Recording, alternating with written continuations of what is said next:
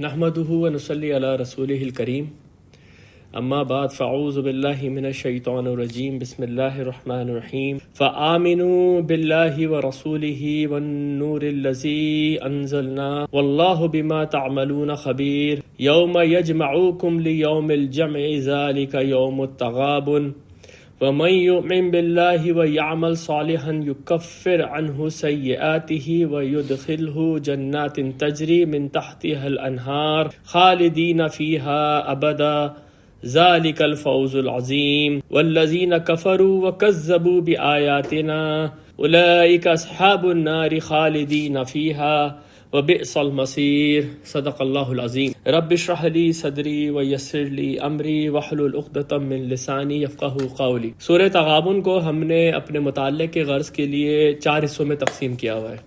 جو پہلا حصہ ہم نے ختم کیا ہے آیات 1 سے 7، وہ ایمانیات کے موضوع کے اوپر ایک نہایت ہی جامع بیان تھا۔ اس میں ہم نے دیکھا تھا کہ ابتدا میں ایمان باللہ کے اوپر بات ہو رہی تھی، پھر اس کے بعد موضوع تبدیل ہوتا ہے اور ایمان بالرسالت اور ایمان بالآخرت تک چلا جاتا ہے۔ ایمان بالرسالت کے اندر خاص طور پہ ان قوموں کا ذکر بہت ہی مختصر طریقے سے آیا جن کے اوپر رسول بھیجے گئے، انہوں نے رسولوں کو یہ کہہ کے انکار کر دیا ابشر یہدوننا، کہ ایک بشر جو ہے ہمیں ہدایت دے گا، تو اس کے بعد پھر اللہ تعالیٰ کا ان قوموں کے اوپر عذاب آیا۔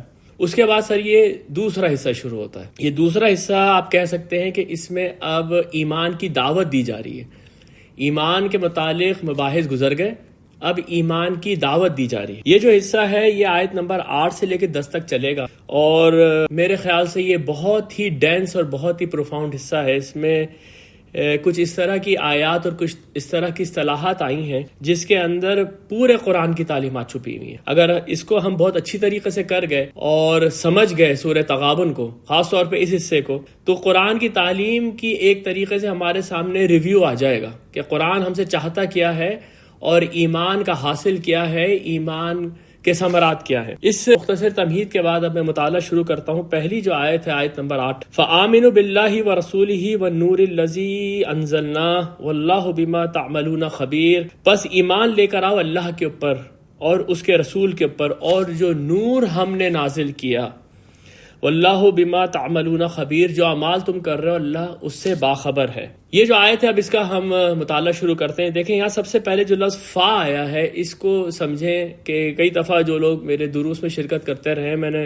ان سے یہ بات کہی ہے کہ قرآن میں عموماً جب یہ فا کلمہ آتا ہے نا تو اس کے پیچھے بڑی قیامت چھپی ہوئی ہوتی ہے۔ یہ فا کلمہ جو ہے یہ ایک پریپوزیشن ہے، اور یہ اسی طرح سے استعمال ہوتا ہے جیسے انگریزی زبان میں لفظ ہینس استعمال ہوتا ہے، یعنی کہ آپ نے ایک بہت بڑا آرگیومنٹ رکھا اور پھر آپ نے کہا ابھی اس کے نتیجے میں تم کو یہ کرنا چاہیے، تو یعنی کہ یہ کسی بھی آرگیومنٹ کا نتیجہ بتاتا ہے۔ یہاں پر کیا ہوا ہے کہ یہاں پر اللہ تعالیٰ نے یہ بیان کر دیا پہلے کہ آسمان اور زمین میں میری نشانیاں ہیں، لیکن ہوتا کیا ہے فَمِنْكُمْ كَافِرٌ وَمِنْكُمْ مُؤْمِنٌ، تم میں سے کچھ لوگ کافر ہیں، تم لوگ میں سے کچھ مومن ہیں۔ پھر اس کے بعد اللہ تعالیٰ نے یہ بتایا کہ میں نے اپنے رسول بھیجے ان کی طرف، لیکن انہوں نے انکار کر دیا میرے رسولوں کا۔ ذَلِكَ بِأَنَّهُ كَانَتْ تَأْتِيهِمْ رُسُلُهُمْ بِالْبَيِّنَاتِ فَقَالُوا أَبَشَرٌ يَهْدُونَنَا، پھر انہوں نے بعد قیامت کے دن کے بارے میں کہا زَعَمَ الَّذِينَ كَفَرُوا أَن لَّن يُبْعَثُوا، کہ ان لوگوں نے کہا کہ ہم تو کبھی بھی نہیں اٹھائے جائیں گے۔ تو اللہ تعالیٰ نے پھر ان قوموں کو تباہ کرنے کا ذکر کیا کہ أَلَمْ يَأْتِكُمْ نَبَأُ الَّذِينَ كَفَرُوا مِن قَبْلُ فَذَاقُوا وَبَالَ أَمْرِهِمْ وَلَهُمْ عَذَابٌ علیم۔ یہ اس کے پس منظر میں ہے، اس فا کے پیچھے یہ سارا کا سارا جو آرگومنٹ ہے یہ پوشیدہ ہے۔ اب اس کے بعد اللہ تعالیٰ کہہ رہا ہے کہ جب یہ باتیں تمہیں بتا دی گئی ہیں، یہ باتیں تمہارے علم میں ہیں، تو ایمان لے کر آؤ، بس تم لوگ ایمان لے کر آؤ۔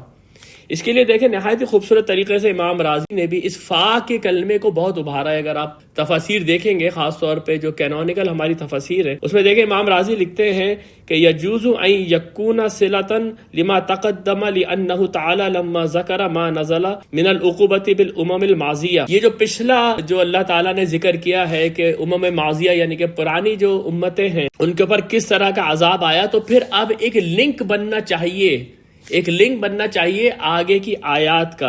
وَذَلِكَ لِكُفْرِهِمْ بِاللَّهِ وَتَكْذِيبِ الرُّسُلِ، اور یہ جو ان کے اوپر عقوبت آئی تھی وہ اس وجہ سے آئی تھی کہ انہوں نے اللہ کا انکار کیا تھا اور رسولوں کی تکذیب کی تھی۔ یہ نتیجہ نکال کے جب آپ فا کے اوپر غور کریں گے تو پھر دعوت قرآن کی بالکل واضح ہو جائے گی۔ علامہ آلوسی کہتے ہیں وَالْفَاءُ فَصِیحَةُ تُفْصِحُ عَنْ شَرْطِ مُقَدَّرْ وَتَقْدِيرٍ، وہ یہ کہہ رہے ہیں کہ یہ فا کا جو کلمہ ہے یہ بالکل واضح ہے، یہ واضح طور پہ یہ بتا رہا ہے کہ ایک شرط اللہ تعالیٰ نے لگا دی ہے، یعنی کہ آگے کے جو جملہ آنے والا ہے اس میں ایک شرط ہے. وہ شرط کیا ہے؟ فَإِذَا عَلِمْتُمْ هَٰذِهِ الْحُجَجِ، جب تمہارے سامنے یہ دلائل واضح ہو چکے ہیں، وَتَذَكَّرْتُم مَّا حَلَّ بِنُظَرَائِكُم مِّنَ الْعَقَابِ، اور تم لوگوں کو یہ بتایا جا چکا ہے کہ تمہارے پڑوسیوں کے ساتھ، دوسری امتوں کے ساتھ اللہ تعالیٰ نے کیا کیا. وَمَا سَتُنَبَّؤُونَ بِهِ مِنْ أَعْمَالِكُمْ، اور تمہیں یہ بھی بتا دیا ہے کہ مرنے کے بعد جب تم لوگ اٹھو گے تو تمہارے اعمال تمہارے سامنے رکھ دیے جائیں گے، تمہیں خبر کر دی جائے گی. فَآمِنُوا بِاللَّهِ وَرَسُولِهِ وَالْقُرْآنِ، تو اب ایمان لے کر آؤ. یعنی کہ پس کے پیچھے یہ جو صرف ایک کلمہ فا ہے، اس کے پیچھے یہ سارے کے سارے جو ہے آرگومنٹ چھپے ہوئے ہیں. یہاں ایک اور آپ خوبصورت لنک نوٹ کریں، مطلب جس طرح سے یہ سورہ اپنے ما قبل کے ساتھ جڑی ہوئی ہے، جب آپ غور کرتے ہیں تو واقعی آپ حیران ہو جاتے ہیں کہ، اور مجھے پھر وہ جملہ یاد آتا ہے جو کہ عموماً نعمان علی خان اپنے دروس میں کہتا ہے کہ who talks like this، کون ہے اس دنیا میں جو اس طرح سے بات کر سکتا ہے. صرف یہ غور و فکر ہی آپ کو بتا دیتی ہے یہ کلام الہی ہے. جس طرح سے اس میں لنکس ہے، جس طرح سے اس میں حجتیں ہیں، جس طرح کی اس میں ویکیبلری یوز ہوئی ہوئی ہے. دیکھیں یہاں پر آپ یہ نوٹ کریں کہ ابتدائی آیات میں جو یسبح للہ ما فی السماوات و ما فی الارض سے شروع ہوئی تھی، وہاں پر اللہ کے اوپر ایمان کا ذکر ہے. تو اس لیے فآمنوا باللہ، سب سے پہلے اللہ کے اوپر ایمان کا ذکر ہوا، پھر انبیاء کا ذکر ہوا. انبیاء کے ذکر میں بتایا گیا کہ انبیاء آئے ان کے پاس روشن نشانیاں لے کے، تو انبیاء کا ذکر آیا تو اس کے بعد الفاظ ہے فآمنوا باللہ ورسولہ، پہلے اللہ کا ذکر آیا پھر رسول کا آیا.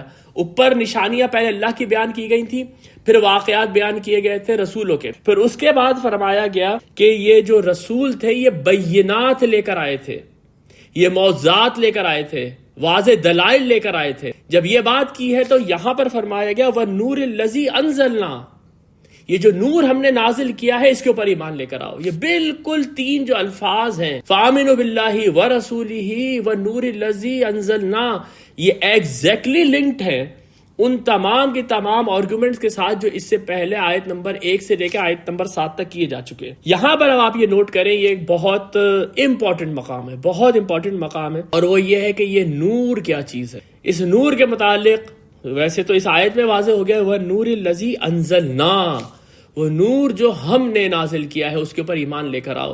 اس سے واضح ہے کہ اس سے مراد قرآن ہے. قرآن کو نور کیوں کہا ہے؟ اور قرآن کو ایک جگہ پہ نہیں کئی جگہ پہ نور کہا گیا ہے، اور کئی جگہوں کے اوپر یہ کہا گیا ہے کہ یہ نور جو ہے یہ قرآن بھی ہے اور اللہ کا رسول بھی ہے.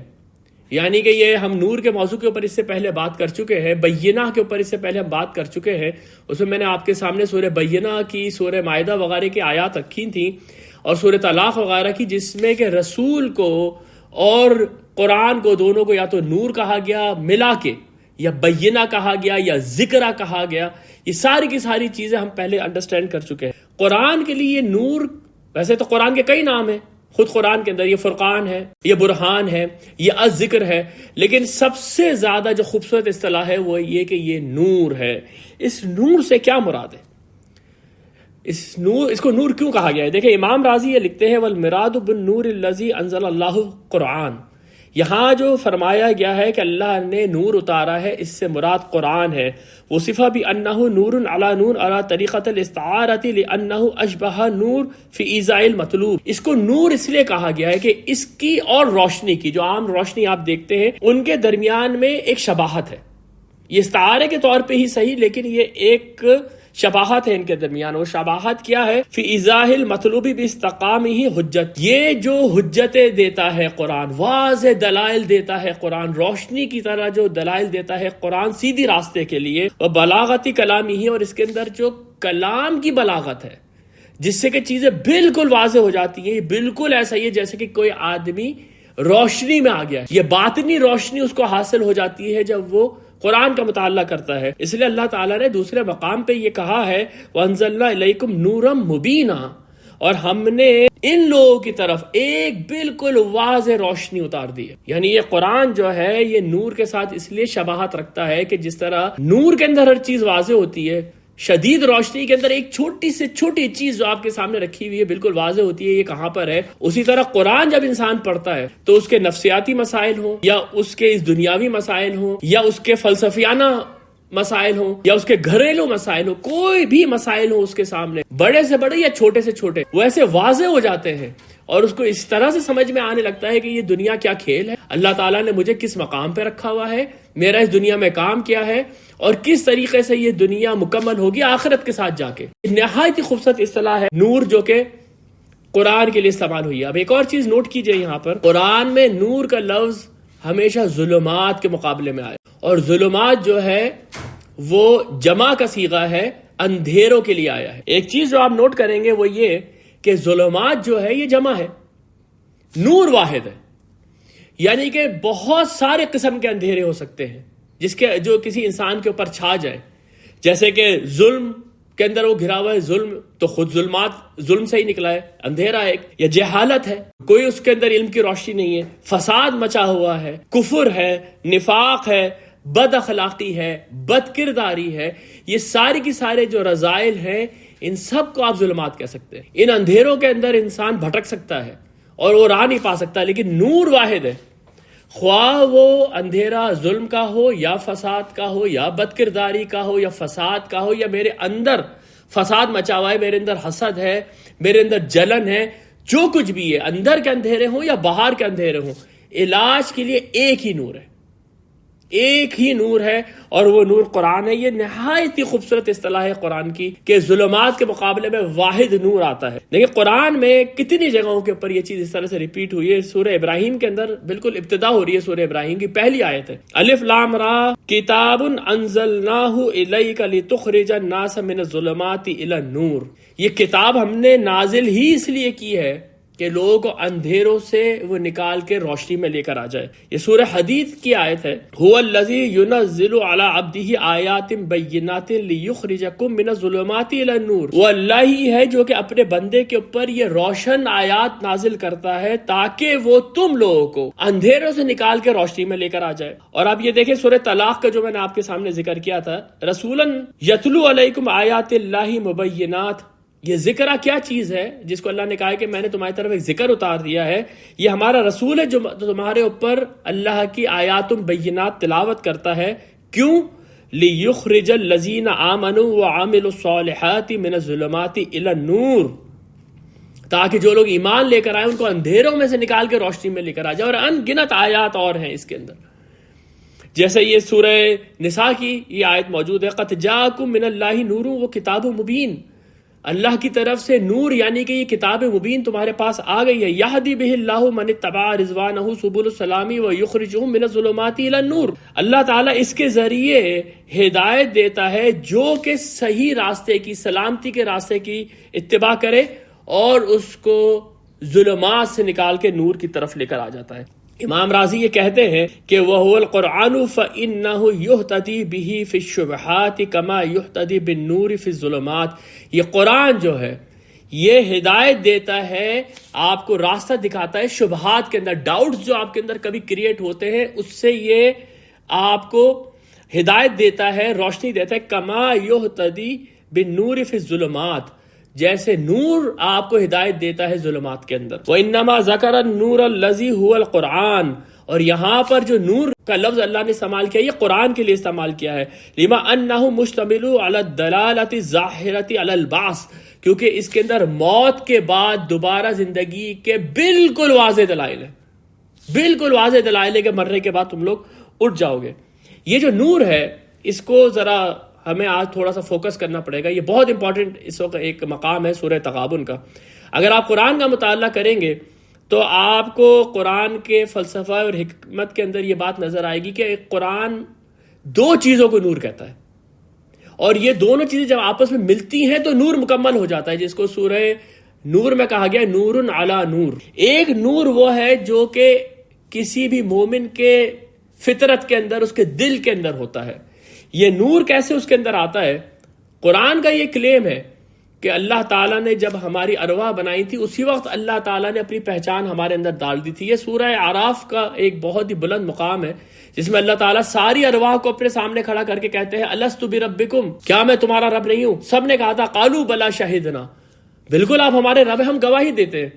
اس کے بعد قرآن یہ کہتا ہے کہ جب میں نے تمہارے نفس کو بنایا فَأَلْهَمَهَا فُجُورَهَا وَتَقْوَاهَا، تو اس کے اندر اس کا فجور اور اس کا تقوی میں نے الہام کر دیا، یعنی کہ انسان جب پیدا ہوتا ہے تو اللہ کی جو یاد ہے اور یہ جو سیدھی راستے کی نشانی ہے یہ اس کے دل میں ایک نور کی طرح سے ٹمٹما رہا ہوتا ہے. پھر وہ اس دنیا میں آنے کے بعد جب یہ آسمان اور زمین کی نشانیاں دیکھتا ہے، اپنے انفس کی نشانیاں دیکھتا ہے، تو یہ نور اور بھڑکتا ہے اور اس کو یہ نظر آنے لگتا ہے کہ میں سمجھ گیا کہ اس کائنات کے پیچھے ایک بنانے والا خدا ہے. لیکن اس کے بعد آگے نہیں بڑھ رہی ہوتی ہے، اس کا دل ہے وہ اس کو یہیں تک کی ہدایت دے رہا ہوتا ہے. اس کے بعد کیا ہوتا ہے؟ اس کے بعد یہ ہوتا ہے کہ ایک ایسا شخص جو سلیم الفطرت ہے، بالکل غیر تعصبی انسان ہے، وہ اپنے ماحول سے انفلوئنس تو ہوتا ہے لیکن اپنے دل کی روشنی کو بہت زیادہ اہمیت دیتا ہے. وہ تلاش میں ہوتا ہے کہ اس نور کو مکمل کرنے کے لیے مجھے نور مل جائے. اور یہ سورہ آل عمران کا جو آخری رکوع ہے نہایت ہی خوبصورت. میں نے اس کی ابتدائی آیت آپ کے سامنے کئی دفعہ پڑھی ہے. ان فی خلق السماوات والارض واختلاف اللیل والنہار لآیات للالباب. یہ اولی الالباب جو ہیں یہ آسمان اور زمین کی جو تخلیق ہے اس کے اندر جو نظام ہے اس کو دیکھتے رہتے ہیں. وَيَتَفَكَّرُونَ فِي خَلْقِ السَّمَاوَاتِ وَالْأَرْضِ. آسمان اور زمین کی تخلیق پہ غور و فکر کرتے رہتے ہیں یہاں تک کہ اللہ تک پہنچ جاتے ہیں. رَبَّنَا مَا خَلَقْتَ هَٰذَا بَاطِلًا. اس کے بعد کیا ہوتا ہے؟ اس کے بعد ان لوگوں کو ایک رسول کی آواز آتی ہے. وہ رسول ایمان کی دعوت دے رہا ہوتا ہے اور وہ کہتے ہیں یہ تو وہی بات ہے جو ہمارے دل میں تھی. ربنا اننا سمعنا منادیا ینادی للایمان ان آمنوا بربکم فآمنا. اے ہمارے رب، ہم نے ایک پکارنے والے کو سنا جو کہ ایمان کی منادی کر رہا تھا، ہم فوراً اس کے اوپر ایمان لے کر آ گئے. یعنی کہ ان کا نور مکمل اس وقت ہوا جب ان کو نور وحی مل گئی. اور یہی جو کانسیپٹ ہے یہ سورہ نور کا جو رکوع نمبر 5 ہے، جو آپ سمجھے کہ اس سورہ کا دل ہے. اللہ نور السماوات والارض. اللہ آسمان اور زمین کا نور ہے. یعنی آسمان اور زمین کے اندر جب انسان غور کرتا ہے تو اس کو اللہ تعالیٰ واضح نظر آ رہا ہوتا ہے جیسے کہ اس کو نور نظر آ رہا ہے. اور اس کے بعد فرمایا گیا مثل نورہ کمشکات فیہا مصباح. اس کے نور کی مثال ایسی ہے جیسے کہ ایک طاق کے اندر ایک دیا رکھا ہوا ہے. یہاں پر حضرت ابن عباس فرماتے ہیں کہ مثل نورہ کے آگے ایک چھوٹا سا جملہ محذوف ہے، وہ یہ فی قلب مومن. مومن کے قلب میں اللہ کی نور کی مثال ایسی ہے کہ جیسے کہ ایک دیا طاق میں رکھا ہوا ہے. یعنی کہ اس کے اوپر کوئی دوسری انفلوئنسز نہیں ہے، دوسرے تعصبات اس کے اوپر نہیں پڑ رہے ہیں، اور اس کے اندر بھڑکنے کی ایسی شدت ہے کہ یکاد زیتھا یضیء ولو لم تمسسہ النار. وہ بھڑکنے کو تیار ہے. یعنی اس کا دل اتنا صاف ہے جیسے کہ ایک پیور آئل اس کے اندر پڑا ہوا ہے. وہ بھڑکنے کے لیے تیار ہے. ابھی اس کو آگ نے چھوا تک نہیں. سوچے جب آگ چھوئے گی تو کیا ہوگا؟ نور علی نور یہد اللہ لنورہ من یشاء. نور کے اوپر نور ہوگا جب آگ اس کو چھوئے گی. اللہ اپنے نور کی طرف جس کو چاہتا ہے ہدایت دیتا ہے. یہ ہے جناب کمپلیشن نور کی، کہ دل کے اندر جو نور ہے یہ جب نور وحی کے ساتھ ملتا ہے تو انسان کا نور، اللہ کا ایمان مکمل ہو جاتا ہے. اللہ تعالیٰ نے ہمیں قرآن میں یہ بتایا، صرف قرآن ہی نہیں بلکہ جتنی بھی آسمانی کتابیں نازل ہوئی ہیں. یہ ایک اور پہلو سے دیکھا آپ نور قرآن میں کس طرح سے واضح ہوا ہے. ساری جو آسمانی کتابیں ہیں وہ سب کے سب نور تھیں. وہ سب کے سب اپنے وقت کے لوگوں کے لیے روشنی تھی. ان کو ظلمات سے نکال کے روشنی میں لے کر آتی تھیں. وَلَقَدْ أَرْسَلْنَا، یہ سورہ ابراہیم ہے، وَلَقَدْ أَرْسَلْنَا مُوسَىٰ بِآيَاتِنَا أَنْ أَخْرِجْ قَوْمَكَ مِنَ الظُّلُمَاتِ إِلَى النُّورِ وَذَكِّرْهُمْ بِأَيَّامِ اللَّهِ إِنَّ فِي ذَلِكَ لَآيَاتٍ لِكُلِّ صَبَّارٍ شَكُورٍ. اللہ تعالیٰ فرماتے ہیں کہ ہم نے موسیٰ کو بھیجا ان کی قوم کی طرف روشن نشانیاں دے کے تاکہ وہ لوگوں کو ظلمات سے روشنی کی طرف لے کر آ جائیں. لیکن ایک چیز نوٹ کیجئے، ابھی میں آپ کے سامنے چند آیات رکھوں گا جس میں کہ تورات کو، انجیل کو، سب کو نور کہا گیا ہے. لیکن اس نور میں اور اس نور میں کیا فرق ہے جو قرآن کے لیے استعمال کیا ہے؟ دیکھیں، یہ بات تو واضح ہو گئی کہ جس طرح قرآن نور ہے اسی طرح پرانی کتابیں بھی نور تھی اپنے اپنے وقت میں. یہ ابن عاشور لکھتے ہیں وَأَشْبَهَ النُّورَ فِي الْإِرْشَادِ إِلَى السُّلُوكِ. جہاں تک اس بات کا تعلق ہے کہ روشنی، یعنی یہ آسمانی کتاب جو ہے یہ روشنی ہے کیونکہ یہ سیدھے راستے کی طرف ہدایت دیتی ہے. وفی هذه الشبح الثانی تشارکہ الکتب السماویہ. اسی طریقے سے اس کی مماثلت ہے، اس کی ریزمبلنس ہے پرانی کتابوں کے ساتھ بھی، کیونکہ پرانی کتابوں کو بھی اللہ تعالیٰ نے نور کہا ہے۔ اب دیکھیں پرانی کتابوں کو اللہ تعالیٰ نے نور کیسے کہا ہے۔ اِنَّا أَنزَلْنَاهُ التَّوْرَاةَ فِيهَا هُدًى وَنُورٌ، اللہ تعالیٰ نے تورات بھی اتاری جس کے اندر ہدایت تھی اور نور تھا۔ وَآتَيْنَاهُ الْإِنْجِيلَ فِيهَا هُدًى وَنُورٌ، اور پھر ہم نے انجیل بھی اتاری تھی، اس میں ہدایت تھی اور نور تھا۔ اب آپ دیکھیں یہاں پر ایک چھوٹا سا فرق، قرآن خود نور ہے، وَالنُّورِ الَّذِي أَنزَلْنَا، تورات کے اندر نور ہے، انجیل کے اندر نور ہے، اس کو سراپا نور نہیں کہا اللہ تعالیٰ نے۔ کیوں؟ ہم سب یہ جانتے ہیں کہ اس وقت تورات اور انجیل جس شکل میں موجود ہے اس کے اندر کہیں کہیں آپ کو اللہ تعالیٰ کی وحی الہی کی روشنی نظر آئے گی، باقی تو وہ کرپٹ ہو گئی ہے۔ تو کہیں کہیں تو اس میں نور ہے، یعنی اس کے اندر کہیں کہیں تو نور ہے، لیکن اب وہ سراپا نور نہیں رہی ہیں، وہ آسمانی کتاب ہے، جبکہ قرآن جو ہے بالکل محفوظ ہے اور اس کی جو ہدایت ہے وہ ابدی ہے، اس لیے پورا کا پورا نور ہے۔ اور اس کے بعد جب ان آسمانی کتابوں کو آپ اس نور کی روشنی میں دیکھتے ہیں، یعنی کہ قرآن کی روشنی میں آپ تورات اور انجیل کو دیکھتے ہیں، تو آپ کو اس کے اندر بھی جو نور ہے وہ نظر آنے لگتا ہے۔ جس طرح آپ کو اپنے دل کے اندر نور نظر آنے لگتا ہے، اس طرح سے آپ کو ان کتابوں کے اندر بھی نور نظر آنے لگتا ہے، جیسا کہ اللہ تعالیٰ نے سورہ مائدہ میں فرمایا ہے وَأَنزَلْنَا إِلَيْكَ الْكِتَابَ بِالْحَقِّ مُصَدِّقًا لِمَا بَيْنَ يَدَيْهِ مِنَ الْكِتَابِ وَالْمُهَيْمِنًا عَلَيْهِ، یہ جو کتاب قرآن ہے اب یہ نگہبان ہے، نگران ہے تورات اور انجیل کے اوپر۔ تو ایک نور کا پہلو تو یہ بھی ہو گیا۔ جب ہی ان آیات کے لیے، ان آسمانی کتابوں کے لیے نور کا جو صیغہ ہے وہ کامن ناؤن کے فارم میں آیا ہے، نکرہ کے فارم میں آیا ہے، جبکہ قرآن کے لیے ان نور یعنی الف لام لگا کے معرفہ کے ساتھ یہ صیغہ آیا ہے۔ اس کے بعد جو الفاظ آئے انزلنا، اس کو اگر آپ غور کریں تو آپ کے سامنے یہ بات آئے گی کہ یہ انزلنا میں یہ نا کی ضمیر ہے، یہ پروناؤن ہے، یہ فرسٹ ٹائم آیا ہے اس سورہ کے اندر۔ ادروائز یا تو اللہ کا اپنا نام آتا تھا یا پھر اس کے بعد ہوا کی ضمیر آتی تھی اللہ کے لیے۔ ابھی یہ پہلی دفعہ ایسا ہوا ہے کہ اللہ تعالیٰ کے لیے جو ضمیر استعمال ہوئی ہے وہ انزلنا، ہم نے نازل کیا۔ اس کی وجہ یہ ہے کہ اللہ تعالیٰ نے اپنے لیے یہ جو جمع کا صیغہ استعمال کیا ہے، یا اس وقت استعمال کرتے ہیں اللہ تعالیٰ جب کہ وہ اپنی شان، اپنی عظمت بیان کر رہے ہوتے ہیں، یعنی کہ یہ نور جو نازل ہوا ہے یہ اس عظیم ہستی کی طرف سے نازل ہوا ہے، ہم نے نازل کیا، یعنی کہ ایک بادشاہ کا کلام جیسے ہے کہ ہم نے اس نور کو نازل کیا ہے۔ اچھا، جیسے کہ یہ بات میں نے آپ کے سامنے رکھی کہ نور دو ہیں، ایک انسان کے قلب کے اندر ہے اور ایک نور قرآن ہے۔ یہ قرآن اس وقت تک نور رہے گا جب تک انسان اپنے دل کی روشنی کو بجھا نہیں دیتا۔ جیسی وہ اپنے اس نور کو جو اس کے اندر ہے، اس روشنی کو جیسی وہ بجھا دیتا ہے، اس کو ختم کر دیتا ہے، یہ نور بھی اس کے لیے ختم ہو جاتا ہے۔ یہ دیکھیں، یہ قرآن کے اندر بالکل ابتدا میں جہاں پر سورہ بقرہ کا دوسرا رکوع ہے، جہاں پر منافقین کا اللہ تعالیٰ ذکر کر رہا ہے، وہاں پر اللہ تعالیٰ ان منافقین اور کافروں کا ذکر کر کے پھر ان کی ایک مثال دیتا ہے، اور یہ بہت ہی کمال مثال ہے جو قرآن میں آئی ہے۔ مثلہم کمثل الذی استوقد نارا، ان لوگوں کی مثال ایسی ہے جیسے کہ یہ سمجھو کہ اندھیرا تھا اور اس میں ایک شخص نے آگ روشن کی۔ یہ کیا ہے کہ نبی صلی اللہ علیہ وسلم کی بعثت سے پہلے جہالت کے اندھیرے چھائے ہوئے تھے پورے کے پورے عرب کے اندر۔ وہ اپنی بیٹیوں کو زندہ دفن کرتے تھے، وہ یتیموں کو کھانا نہیں کھلاتے تھے، وہ وارثوں کو حصہ نہیں دیتے تھے جائیداد کے اندر، اور جنگ اور جدال کا وہ عالم تھا کہ صرف 4 مہینے مخصوص تھے جس میں کہ یہ امن کے ساتھ عمرہ یا حج کر سکتے تھے، باقی جو باہر نکلا اس کے اوپر دوسرے قبیلے نے حملہ کر دیا۔ قتل اور غارت گری سے بھرپور تھا عرب جس وقت کہ یہ قرآن نازل ہو رہا ہے، اور اس کے بعد پھر قرآن نے کس طرح سے ان کو یکجا کیا، فَأَلَّفَ بَيْنَ قُلُوبِكُمْ، ان کے دل آپس میں ملا دیے، اور یہ جو خوف تھا یہ امن میں تبدیل کر دیا۔ یہ بھی سورہ نور کی آیات ہے۔ اس کی مثال اللہ تعالیٰ دے رہا ہے، مثلہم کمثل الذی استوقد نارا، مثال ان لوگوں کی ایسے ہے جیسے اندھیرے کے اندر ایک شخص نے بڑی ہمت کر کے آگ روشن کی، فلما اضاءت ما حولہ، جب اس آگ نے ارد گرد کے ماحول کو روشن کر دیا، ذہب اللہ بنورہم، تو اللہ تعالیٰ کچھ لوگ ان میں سے ایسے ہیں، یہ کافر اور منافقین،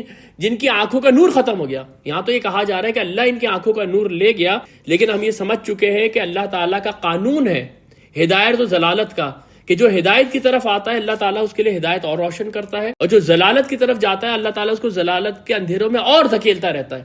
وَتَرَكَهُمْ فِي ظُلُمَاتٍ لَا يُبْصِرُونَ، اور ان کو اندھیروں میں ہی چھوڑ دیا، اب ان کو کچھ بھی نظر نہیں آتا ہے۔ تو یہ واضح طور پہ یہ آیت بتا رہی ہے کہ اگر انسان اندھا ہو جائے تو باہر سورج بھی چمک رہا ہو تو اس کو نظر نہیں آئے گا۔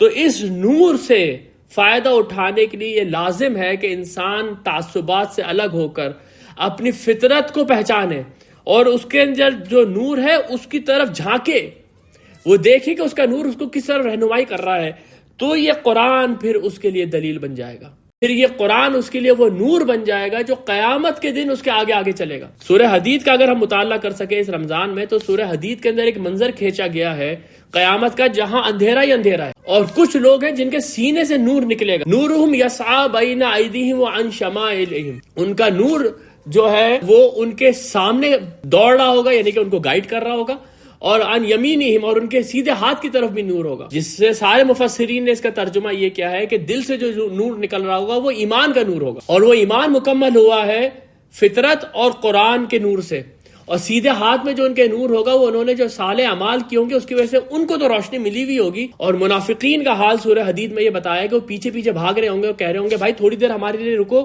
ہم بھی تمہارے نور سے فائدہ اٹھا لیں، یہاں تک کہ ان کے اور اہل ایمان کے درمیان میں ایک دیوار حائل ہو جائے گی۔ یعنی یہ جو نور ہے یہ صرف مومنوں کے لیے نور ہے، جو اس قرآن کو مانتے ہیں، اپنے دل کے اندر ایک نور پاتے ہیں، یہ ان کے لیے نور ہے۔ قرآن کریم کے اندر اور احادیث کے اندر ہمیں واضح طور پہ پتہ چلتا ہے کہ یہ قرآن جو ہے یہ قیامت کے دن ہم سب کے لیے حجت بنے گا۔ القرآن حجت لک او علیک، یا تو یہ قرآن تمہارے حق میں حجت ہے یا تمہارے خلاف حجت ہے۔ ان لوگوں کے خلاف یہ قرآن حجت بن جائے گا جنہوں نے اپنے دل کا نور مٹا دیا تھا، اور اپنے دل کا نور دفن کر دینے کے بعد دیکھیں لفظ کافر کا مطلب ہم نے کیا سمجھا تھا کہ جو دل کے اندر جو بھی شکر ابھرتا ہے، اللہ کی جو بھی معرفت ابھرتی ہے، یہ کافر اس کو دبا دیتا ہے، دبا کے اس کو بالکل ختم کر دیتا ہے۔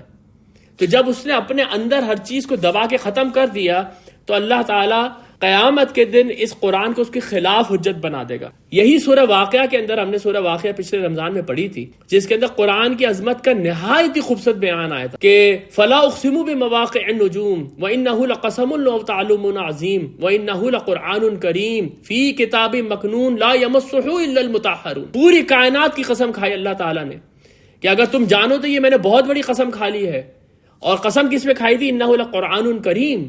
جس طرح یہ کائنات ہے اسی طرح سے یہ قرآن اپنے اندر ایک پوری کائنات ہے، یہ لوح محفوظ سے پاک فرشتے لے کے اترتے ہیں، یہ اس قرآن کی عظمت کا حال ہے۔ اور اس کے بعد افبہذا الحدیث انتم مدہنون، تمہارا حال یہ ہے کہ تم اس قرآن کو نو لفٹ کرتے ہو، یعنی زندگی کے اندر کوئی بہت بڑی اہمیت نہیں ہے قرآن کی، پڑھ لیا نہیں پڑھا، یہ نہیں کہ یہ قرآن ہی ہے جو کہ مجھے میری زندگی کے ہر شعبے کے اندر روشنی دے گا، میرے گھر کے اندر جو معاملات ہیں وہ میں قرآن کے ذریعے سمجھوں۔ قرآن تو اس وقت پڑھ رہے ہیں جب تھوڑا سا ایصال ثواب کرنا ہے یا حصول ثواب کرنا ہے، باقی یہ نور ہے میرے لیے۔ کتنے لوگ اس بات کے اوپر ایمان لے کر آتے ہیں، اور کتنے لوگ اس بات کے اوپر ایمان لے کر آتے ہیں کہ یہ قرآن ہمارے حق میں حجت بنے گا یا ہمارے خلاف حجت بنے گا؟ اگر ایسا ہے اور یہی واقعہ ہے تو یہ قرآن تو خلاف میں حجت بن جائے گا قیامت کے دن۔ اور یہی وہ چیز ہے جو اللہ کے رسول قرآن کی آیت، یہ میں کئی دفعہ لوگوں کے سامنے رکھ چکا ہوں کہ ہم اللہ کے رسول کی شفاعت وغیرہ کی حدیثیں بہت پڑھتے ہیں،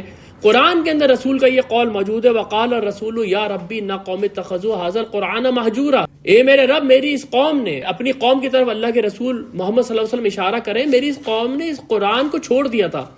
مہجور کے دو معنی ہیں، ایک معنی تو ہجر سے نکلا ہے یعنی اس کو چھوڑ دینا، اور مہجور کے معنی ہیں اس کو مذاق بنا لینا، کیونکہ عرب یہ کرتے تھے کہ وہ جب چاہتے تھے کہ گھوڑا یا اونٹ بھاگے نہیں تو وہ اس کی گردن اور پیچھے کا پاؤں جو ہے وہ آپس میں باندھ دیا کرتے تھے۔ اب وہ بیچارہ چل نہیں پاتا تھا کیونکہ وہ گردن اٹھاتا تھا تو پیچھے کی ٹانگ کھینچتی تھی، پیچھے کی ٹانگ پیچھے کھینچتا تھا تو گردن اس کی کھینچتی تھی۔ یہ حال کر دیا ہے قرآن کا، اس کو دیکھنے میں مزہ کا خیز بنا دیا ہے، اور اس کے اوپر اتنی لمٹس لگا دی ہیں کہ یہ چیز ہوگی تو میں قرآن سے لوں گا، یہ چیز قرآن دے گا، میری مرضی کی ہوگی تو میں لوں گا۔ تو یہ چیز ہمارے لیے لمحہ فکریہ ہے اس وقت جب کہ ہم سورہ تغابن کی آیات پڑھ رہے ہیں کہ فآمنوا باللہ ورسولہ والنور الذی انزلنا۔ اس کے بعد اللہ تعالیٰ فرماتا ہے واللہ بما تعملون خبیر، اللہ تعالیٰ بہت اچھی طرح باخبر ہے جو اعمال تم لوگ کر رہے ہو۔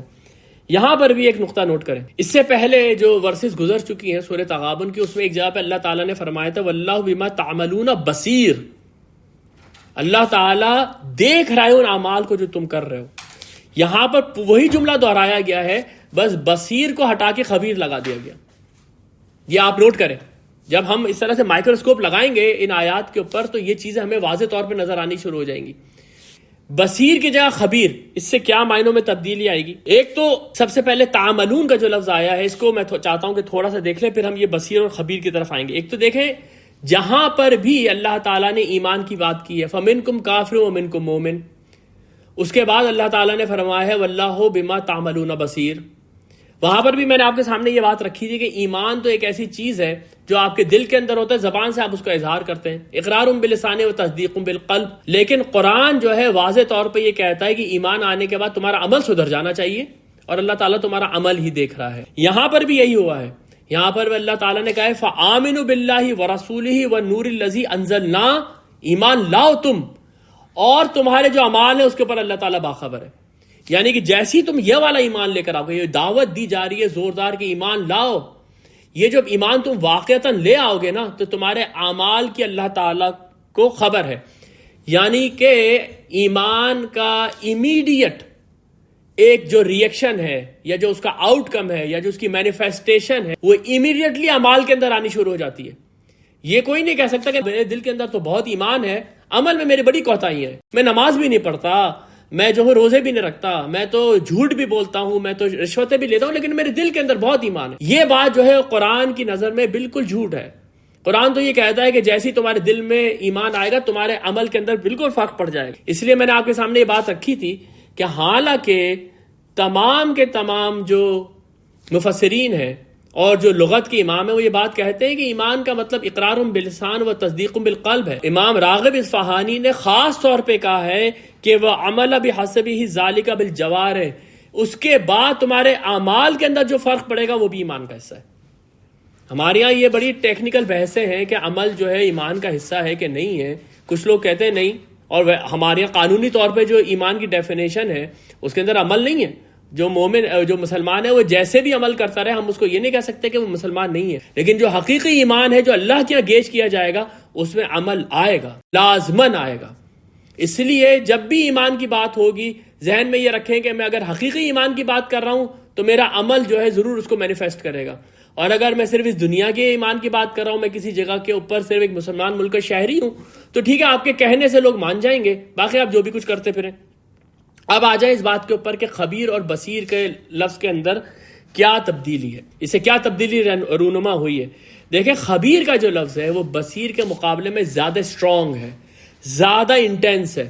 جیسے کہ اردو میں بھی اگر آپ کسی سے یہ کہیں کہ میں تم کو دیکھ رہا ہوں، اس کا مطلب یہ ہے کہ آپ اس کی جو بھی حرکتیں ہیں، جو بھی اس کے اعمال ہیں وہ آپ دیکھ رہے ہیں، لیکن آپ اس کو یہ کہیں کہ میں تمہیں جانتا ہوں، میں تمہیں اچھی طرح سے جانتا ہوں، تو آپ کو محسوس ہوگا جیسے کہ وہ آدمی آپ کو انسائیڈ آؤٹ جانتا ہے، اندر باہر سے آپ کو جانتا ہے۔ وہ آپ سے یہ کہہ رہا ہے کہ آئی نو یو فرام انسائیڈ آؤٹ، تمہارے نیتوں کو بھی میں جانتا ہوں۔ یعلم ما فی السماوات والارض ویعلم ما تسرون وما تعلنون واللہ علیم بذات الصدور۔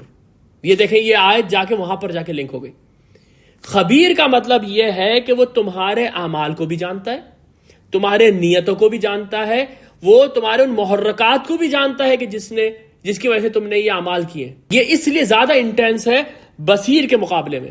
ابن عاشور یہی بات کہتے ہیں وَجِیَ هُنَا بِصِفَةِ الْخَبِيرِ دُونَ الْبَصِيرِ لِأَنَّ يَعْلَمُونَهُ مِنْهُ مَحْسُوسَاتٍ وَمِنْهُ غَيْرُ مَحْسُوسَاتٍ۔ بصیر کے اندر یہ بات ہے کہ جو بھی کچھ ہے وہ آپ کے محسوسات کو دیکھ رہا ہے، لیکن خبیر کے اندر یہ ہے کہ وہ محسوسات اور غیر محسوسات سب کو دیکھ رہا ہے۔ یہ ابن عاشور لکھتے ہیں کل معتقد ومنہ الایمان بالبعث، وہ یہ بھی جانتا ہے آپ کے اعتقادات کیا ہیں، وہ یہ بھی جانتا ہے کہ مرنے کے بعد اٹھنے والی زندگی کے اوپر آپ کو کتنا ایمان ہے۔ اس میں پھر ایک اور بات نوٹ کر لیں اس آیت میں کہ جیسے میں نے پہلے بھی آپ کے سامنے ایک بات رکھی تھی کہ اللہ کے لیے ضمائر استعمال ہو رہی ہیں، یعلم، ہوا وغیرہ، لیکن جیسی کنکلوڈ کرتا ہے اللہ تعالیٰ کسی بھی ایک موضوع کو، وہاں پر اس کا اسم ذات آ جاتا ہے۔ اور یہ میں نے آپ کو بتایا تھا کہ یہ بالکل گرامر کا ریورس ہے۔ گرامر میں یہ ہوتا ہے کہ آپ پہلے اس میں جو اس کا پراپر ناؤن یوز کرتے ہیں اور اس کے بعد ضمیر سے اس کو ریفر کرتے رہتے ہیں۔ جیسے آپ یہ کہیں کہ Wajahat is delivering the lecture, he is mentioning that, he is mentioning that. اب یہ ہی جو ہے وجاہت کی طرف اشارہ کر رہا ہے، وجاہت پہلے آپ جملے میں استعمال کر چکے ہیں، یا الٹا ہو رہا ہے، یا ہو یہ رہا ہے کہ ہوا وغیرہ سب پہلے استعمال ہو رہا ہے، لیکن کس کے متعلق اشارہ کیا جا رہا ہے وہ بعد میں آ رہا ہے۔ یہ قرآن کا بالکل الگ انداز ہے۔ اور یہ انداز قرآن اس لیے اختیار کر رہا ہے کہ جس جگہ پر اللہ اپنا اس میں ذات واضح طور پہ لے کر آئے گا، آپ وہاں پر ذرا غور کریں کہ وہاں بات کیا ہو رہی ہے. اور وہاں بات کیا ہو رہی ہے؟ وہاں پر اوپر بات ہو رہی تھی واللہ علیم بذات الصدور، اور یہاں پر بات ہو رہی ہے واللہ بما تعملون خبیر. ایک اور چیز جو اب تک کی ہم نے آیات پڑھی ہیں اس میں آپ کو بالکل واضح طور پہ محسوس ہوئی ہوگی، وہ یہ کہ یہ سورہ جو ہے وہ ایسا لگتا ہے انسائیڈ آؤٹ جا رہی ہے. پہلے وہ اندر کی بات کرتی ہے، پھر آگے اس کا جو نتیجہ نکلتا ہے اس کی بات کرتی ہے. شروع میں آپ نے کہا تھا تسبیح و تحمید اللہ کی، یسبح للہ ما فی السماوات والارض لہ الملک و لہ الحمد. یہ کیا ہے؟ یہ آپ کی جو تسبیح ہے یہ انسائیڈ ہے، آپ اندر محسوس کر رہے ہیں، آپ کا دل اور دماغ اس بات کو محسوس کر رہا ہے. لیکن آؤٹ سائڈ کیا ہے؟ منکم کافر و منکم مومن، تم میں سے کچھ لوگ کافر ہیں، تم لوگ میں سے کچھ مومن ہیں. پھر اس کے بعد اللہ تعالیٰ اس کے اوپر اپنا ریئیکشن بتاتا ہے واللہ بما تعملون بصیر. اس کے بعد ہے یعلم ما تسرون وما تعلنون. یسرون جو آپ کے اندر ہے انسائیڈ، وما تعلنون جو آپ تم اعلان کرتے ہو، واضح طور پہ کرتے ہو آؤٹ سائڈ. اور اللہ تعالیٰ کا اس کے اوپر کیا جواب ہے؟ واللہ علیم بذات الصدور. کس قدر یہ خوبصورت ایسا لگ رہا ہے کہ کوئی کبھی آپ کو محسوس ہوتا ہے کہ یہ لنکیجز ہیں آپس میں، کبھی آپ کو محسوس ہوتا ہے اس میں میتھمیٹیکل ایک کوریلیشنز ہیں آپس میں. یہ نہایت ہی خوبصورت ایک آپ سمجھیں کہ اسٹرکچر ہے جو کہ قرآن کے آیات کے اندر آپ کو نظر آتا ہے جب آپ اس کے اوپر بہت زیادہ غور و فکر کرتے ہیں. پھر دیکھیں آگے فرمایا گیا ابشر یہدوننا، جب انبیاء آئے تو ان کو جواب یہ دیا گیا کہ یہ بشر ہے جو کہ ہمیں ہدایت دے گا. کفرو انہوں نے کفر کیا انسائیڈ، وتولوا اور انہوں نے پیٹ پھیری آؤٹ سائڈ. اللہ کا کیا اس کے اوپر رسپانس آیا؟ واستغنى اللہ، تو اللہ تعالیٰ نے بھی ان سے استغنا برت دیا. اسی طرح یہاں پر فآمنوا باللہ ورسولہ ونور الذی انزلنا واللہ بما تعملون بصیر. تعملون آؤٹ سائڈ، ایمان انسائڈ. یہ اب تک آپ دیکھیں کتنا ہی خوبصورت ایک انداز ہے جو اس سورہ کے اندر ہے، جس کی وجہ سے میں آپ کو اپنا پرسنل ایکسپیرینس بتاؤں کہ میں نے یہ رمضان شروع کیے تھے یہ سوچ کے کہ میں اس میں 4 صورتیں کروں گا. ایک سورہ تغابن، سورہ حدید، سورہ قاف اور سورہ ملک. لیکن جب میں سورہ تغابن کے اوپر غور کرنا میں نے شروع کیا ہے اور جو میرے پاس مواد تھا تو میں صبر نہیں کر سکا کہ جب تک کہ میں سورہ کو اچھی طریقے سے نہ سمجھ لوں اور دوسروں کے سامنے اس کو اچھی طرح سے نہ پیش کر دوں. مجھے یہ محسوس ہوا کہ یہ میں ایک بہت بڑی بلاسفیمی کروں گا کہ اگر میں اس سورہ کے اوپر سے جلدی سے گزر گیا. اس لیے آپ خود دیکھ لیں کہ اس کے اندر ایک ایک لفظ کے اندر، ایک ایک جملے کی کنسٹرکشن کے اندر کس طرح کے ہیرے اور موتی جڑے ہوئے. بات ابھی ختم نہیں ہوئی ہے، ابھی یہ دعوت جو ہے یہ آیت نمبر 8 سے جو شروع ہوئی ہے یہ بھی کنٹینیو ہے. اور آپ دیکھیں آگے اس میں ابھی تک کیسی چیزیں آنی